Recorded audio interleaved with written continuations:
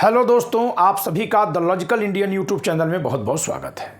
मैं हूं एडवोकेट पंकज कुमार त्रिपाठी, लखनऊ से। दोस्तों, आज मैं चर्चा करूंगा कि 2024 के चुनाव परिणाम के बाद क्या नरेंद्र मोदी का प्रधानमंत्री बनना संभव है। आज की वीडियो का शीर्षक है मोदी की ताजपोशी मुश्किल। क्यों मुश्किल है, इसके कुछ सूत्र देखते हैं। ये सच है कि अब तक की जितनी गठबंधन सरकारें बनी हैं, एक नरसिम्हा राव जी की सरकार को छोड़कर, जो पहली गठबंधन की सरकार थी जो सफलतापूर्वक अपने कार्यकाल पूरा की थी, उसके बाद गठबंधन की जितनी सरकारें हैं उसमें सबसे अधिक सीटें पाने वाला बड़ा दल के रूप में बीजेपी को जितवाए हैं नरेंद्र मोदी जी। 240 सीट लेकर के आए हुए हैं। फिर भी इनकी ताजपोशी मुश्किल क्यों है? दरअसल इनकी ताजपोशी मुश्किल इनके पिछले भाषणों से है, इनके आचरण से है। सीट महज 32 कम हुई है, 32 केवल कम है। एक अगर ममता बनर्जी साथ दे दें तो कोई दिक्कत नहीं है, एक अखिलेश यादव अगर साथ दे दें तो कोई दिक्कत नहीं है। लेकिन जरा सोचिए कि क्या यह संभव है संभव? क्यों नहीं संभव है? रीजन क्या है, कारण क्या है? जो चंद्रबाबू नायडू और नीतीश कुमार समर्थन देने के लिए सोचे भी जा रहे हैं, वो सरकार बनेगी कि नहीं बनेगी इस पर नहीं ध्यान दे रहे हैं। उन्हें क्या क्या चाहिए इस पर ज्यादा ध्यान दे रहे हैं। क्यों? ध्यान दीजिए, 2009 के चुनाव में कांग्रेस पार्टी की सीटें थोड़ी अधिक आ गई थी 2004 की तुलना में। सारे क्षेत्रीय दल सोनिया गांधी के दरवाजे पर खड़े थे। कोई अपने लिए कुछ मांग नहीं रहा था, हम भी समर्थन देंगे, हम भी समर्थन देंगे, हम भी समर्थन देंगे। इस बार लोग मांग की लिस्ट लेकर जा रहे हैं। क्यों? क्योंकि ये जान रहे हैं कि इन्होंने जो 10 वर्ष तक हुकूमत चलाई है, इनका साथ देने वाला कोई नहीं है। जिस तरह से एक अकेला सब पर भारी, एक अकेला सब पर भारी संसद में प्रधानमंत्री होते हुए बोल रहे थे, ये भूल जा रहे थे कि ये चुनाव में कभी भी अकेले नहीं गए हैं। तमाम क्षेत्रीय दलों के गठबंधन के साथ ही 2014 के चुनाव में भी गए थे, 2019 के भी चुनाव में गए थे। लेकिन क्योंकि बीजेपी को पूरा बहुमत मिल जा रहा था, इस नाते ये अपने को सारा श्रेय देते थे। एक अकेला सब पर भारी, ये लोकतंत्र के विरुद्ध सोच है और बोल है। यही वो अहंकार है जिसको तोड़ने का अवसर हर कोई खोज रहा था, हर कोई। हां, तो किन किन कारणों से इनकी ताजपोशी मुश्किल है, मैं उन पर चर्चा करूंगा। सबसे पहले कि अमित शाह और नरेंद्र मोदी की जोड़ी ने जिस जेपी नड्डा को अपना प्रमुख उपकरण बनाया है, जी हां, उपकरण हैं, वो बीजेपी अध्यक्ष नहीं है, वो इन दोनों लोगों के एक तरह से कठपुतली हैं। और उन्होंने क्या कह दिया कि हमें संघ की जरूरत नहीं है। संघ की जरूरत अगर सरकार ही बनाने में न पड़े, चुनाव जीतने में न पड़े, तो संघ औचित्यहीन हो जाएगा। तो संघ बहुत अच्छे से समझाने वाला है कि तुम चुनाव में हमारी जरूरत नहीं समझे, हम ताजपोशी में अपनी जरूरत दिखा देंगे। और यही कारण है कि संघ के सबसे ऊपर के शिखर से अभी तक कोई बात नहीं आई है। तो पहला कारण है संघ का नाराज होना। संघ जब नाराज होगा तो क्या करेगा? वो कहेगा कि संघ के तमाम शिष्य हैं और बीजेपी की उस कार्यशैली की याद दिलाएगा जिस कार्यशैली के चलते देवेंद्र फडणवीस को मुख्यमंत्री पद पर जो कभी रहे थे, उप मुख्यमंत्री पद पर इन लोगों ने रख दिया। जिस कार्यशैली के चलते शिवराज सिंह चौहान जो पूर्ण बहुमत लेकर मध्य प्रदेश में आते हैं, उनको मुख्यमंत्री बनने नहीं दिया। बीजेपी के उसी कार्यशैली की याद दिलाएगा संघ और कहेगा कि हर बार आप ही पीएम क्यों रहेंगे, अब किसी और को अवसर दिया जाएगा। पूर्ण बहुमत की सरकार में आप रहिए और गठबंधन चलाने का चूंकि आपको अवसर नहीं है, इस नाते अब ये रहेंगे। अगर कहीं संघ किसी के नाम को आगे कर दिया तो क्या इस समय नरेंद्र मोदी और अमित शाह की जोड़ी में इतनी हिम्मत बची है कि ये इसके बाद भी कहेंगे कि नहीं हम पीएम बनेंगे? कह पाएंगे? और अगर कहेंगे तो बिगड़ेगा किसका?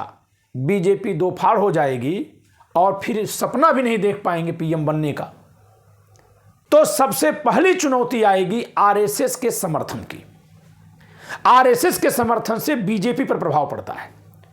दूसरी चुनौती आ रही है बीजेपी के सांसदों की।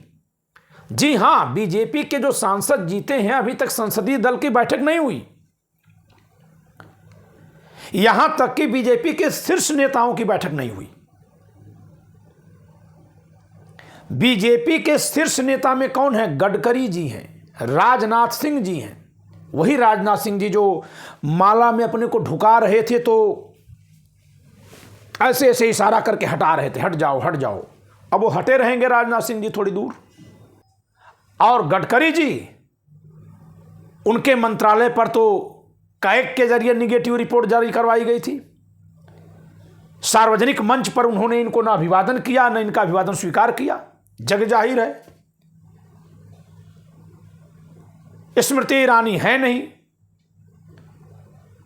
तो जो अन्य नेता हैं वो इन दोनों लोगों के साथ चलेंगे या चुप रहेंगे थोड़ी देर के लिए कि देखा जाए कि क्या हो रहा है। शायद यही कारण है कि अभी तक बीजेपी संसदीय दल की बैठक नहीं बुलाई गई।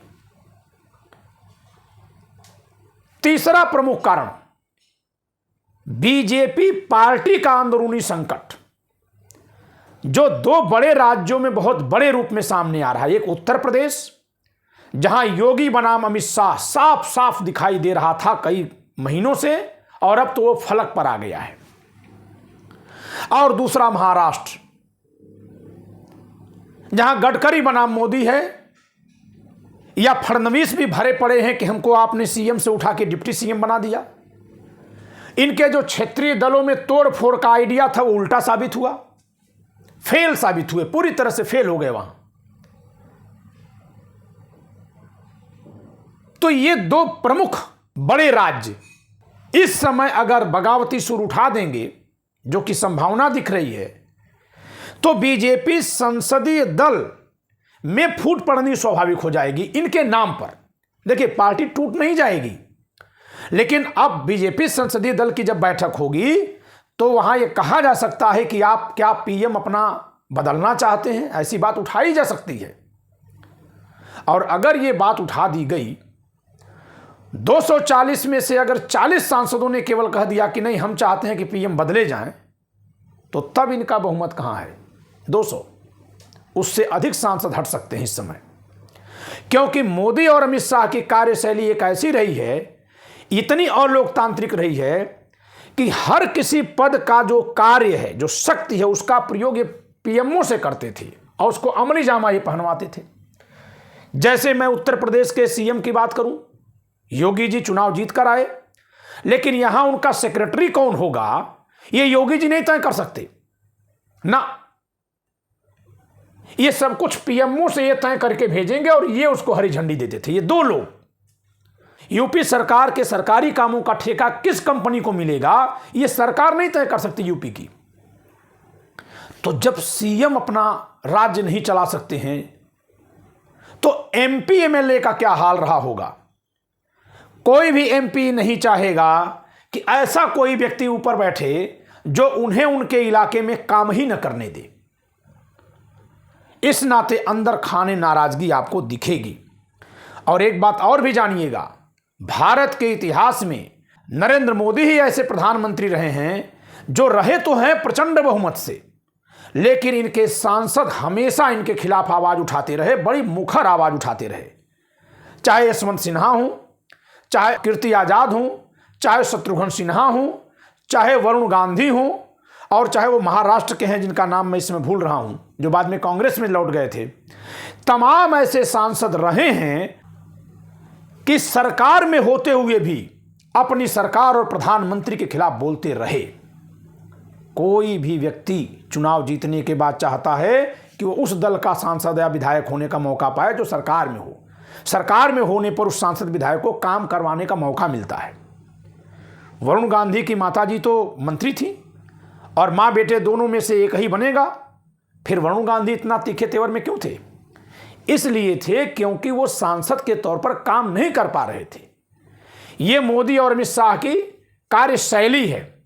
इसलिए इनके जो सांसद हैं, एमपीज हैं बीजेपी के, उनको भी अगर विकल्प दिया जाए कि मोदी नहीं तो कौन, तो कई नाम लिख कर दे देंगे। इसलिए ही खामोशी व्याप्त है। शायद इसी बात को भांप गए हैं नरेंद्र मोदी, अमित शाह, इसीलिए ये लोग बीजेपी संसदीय दल की बैठक ही नहीं बुला रहे हैं। देखिए, जब कोई पार्टी पूर्ण बहुमत में आती है तो पहले से जिसका चेहरा आगे होता है उसको आप हटा नहीं सकते, क्योंकि जनता ने समर्थन दे दिया होता है। इस नियम का उल्लंघन भी नरेंद्र मोदी और अमित शाह जी ने मध्य प्रदेश में किया। उन्होंने वहां पर शिवराज सिंह चौहान, जो पहले से मुख्यमंत्री पद के दावेदार थे, पूर्ण बहुमत से आने के बाद भी मुख्यमंत्री नहीं बनने दिया उनको। लेकिन उस चेहरे को जनता ने पूर्ण बहुमत नहीं दिया, तो अब पार्टी पुनर्विचार करने का मौका पाती है। कोई पूछ सकता है कि नहीं, बीजेपी कैसे अपना प्रत्याशी बदल सकती है? नरेंद्र मोदी के चेहरे पर चुनाव लड़ा गया, पूर्ण बहुमत तो नहीं पाया गया ना, इसलिए मौका मिल जाएगा। तो अब जरा देखते हैं कि शिवराज सिंह चौहान हों या गडकरी हों या राजनाथ सिंह हों, इन लोगों का विचार वहां क्या निकल कर आएगा, ये अभी बहुत सोचने और देखने वाली बात है। तीसरी बात यह है कि जो घटक दल हैं एनडीए के, चंद्राबाबू नायडू, नीतीश कुमार, कम से कम मैं इन दो लोगों का नाम लूंगा। इन दो लोगों पर इनके इलाकों में दबाव है कि जिस नरेंद्र मोदी ने आपको इतना भला बुरा कहा है, जिस अमित शाह ने आपको इतना भला बुरा कहा है, क्या उनको आप पीएम बना देंगे? तो इनके पास भी एक मौका मिलेगा कि ये सरकार में हों लेकिन पीएम बदल लें। अभी तो ये नहीं कुछ बोलेंगे, अभी यही कहेंगे कि ये बीजेपी का अंदरूनी मामला है कि किसको पीएम बनाएंगे, हम साथ में हैं। लेकिन वो मांग इस तरह से रखेंगे कि उस मांग को अगर ये मनाने जाएंगे तो एडजस्ट नहीं होगी। इस तरह से परोक्ष रूप में वो ये बात कहते दिख रहे हैं कि आपसे तो हम बहुत जबरदस्त सौदेबाजी करेंगे, इतनी कठिन सौदेबाजी करेंगे कि आप सरकार बना ही नहीं पाएंगे। कैसे नहीं बना पाएंगे, जरा समझिएगा। आप चलिए बिहार में, नीतीश कुमार जी कह रहे हैं कि 3 सांसदों पर 1 मंत्री चाहिए, यानी 4 मंत्री मांग रहे हैं। चिराग पासवान 5 सांसदों पर 2 मंत्री मांग रहे हैं। जीतन राम मांझी 1 सांसद पर 1 मंत्री मांग रहे हैं। कुल कितने मंत्री हो गए? 4, 2, 6 और 1, 7। बिहार से 7 मंत्री तो इनके घटक दल मांग रहे हैं, जिनका कुल वोट कितना है? 12, 5, 17, 1, 18। 18 सीटों वाली गठबंधन 7 मंत्री पद मांग रहा है। तो बिहार से बीजेपी के नेता कहां एडजस्ट होंगे? और केंद्र में कुल 82 मंत्री बनने हैं, 82 से ज्यादा बना ही नहीं सकते। पूरी सीट भरी भी नहीं जाती है, कुछ खाली रखी जाती है। लोकसभा की कुल सीटों के 15% से ज्यादा प्रधानमंत्री को मिलाकर मंत्री नहीं हो सकते। यही हाल महाराष्ट्र का। अजीत पवार का 1 सांसद, उसको 1 मंत्री चाहिए। एकनाथ शिंदे के गुट को मंत्री चाहिए। ये जितने घटक दलों का ये समीकरण बैठा रहे हैं, सबको मंत्री पद चाहिए। तो ये जो सबको मंत्री पद चाहिए और सब लोग ये समझेंगे कि इनकी पार्टी में भी बगावत हो रही है, तो और ज्यादा दबाव डालेंगे। इसीलिए मैं कह रहा हूं कि नरेंद्र मोदी की ताजपोशी मुश्किल है और संघ को आगे आने और बीजेपी पर फिर से नियंत्रण करने का मौका मिल रहा है।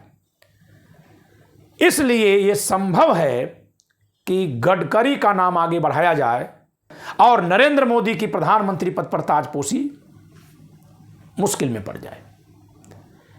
ये एक अनुमान है,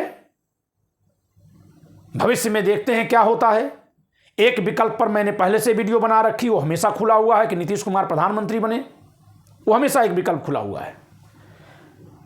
लेकिन वो सरकार बहुत कमजोर होगी, क्योंकि घटक दल भागेंगे फिर इनकी तरफ।